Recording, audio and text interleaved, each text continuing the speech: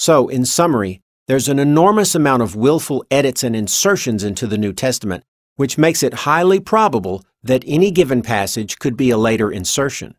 Verses 15 and 16 intrude upon the surrounding context in its hateful tone.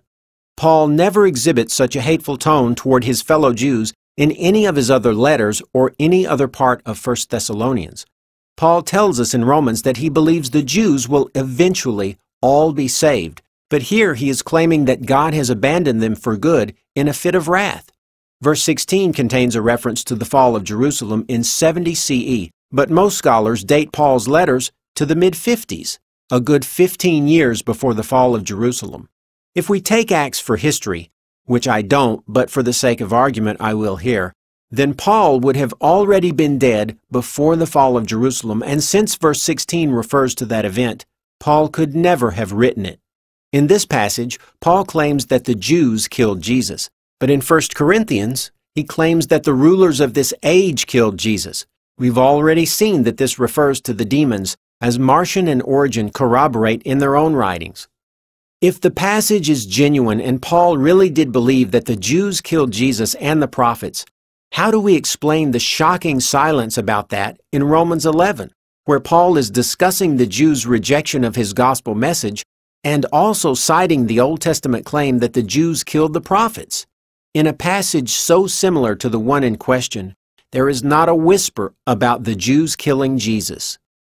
The only solution that answers all of these issues is that Paul did not write the passage in question, and it was written by an Orthodox Gentile Christian, most likely in the early part of the 2nd century. And I'd say the insertion could have happened no earlier than about 20 years after Paul's original was written, due to the reference to the fall of Jerusalem in verse 16, and probably no later than about 70 years after Paul's original was written, due to the prominence he began to have around the time of Marcion, roughly 130 CE, who collected the Pauline epistles, or rather what he considered to be the Pauline epistles, all but the pastorals, into his own canon of Scripture, the first canon or collection of the New Testament writings that we know of, which even predates Origen's canon by almost 100 years. The insertion has to be late enough to be not only after the fall of Jerusalem in 70 CE, but late enough for the Orthodox gospel story to have circulated to the person who inserted it, and that would most likely take another few decades, since Christian orthodoxy did not get into full swing until the 2nd century. Another objection to the Jesus myth theory has just been answered.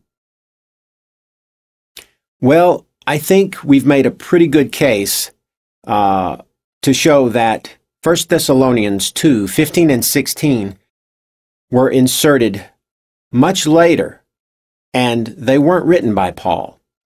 So, I hope that is convincing for you. I hope that it helps to see that a problem in the Jesus myth theory is not always necessarily a problem.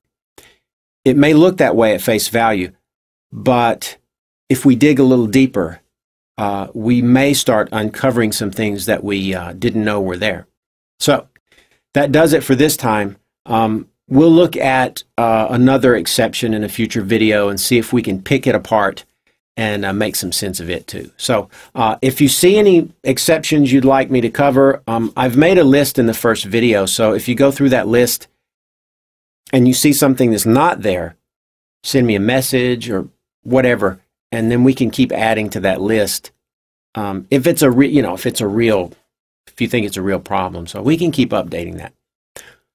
All right, it's been fun, and I'll catch y'all on the flip side.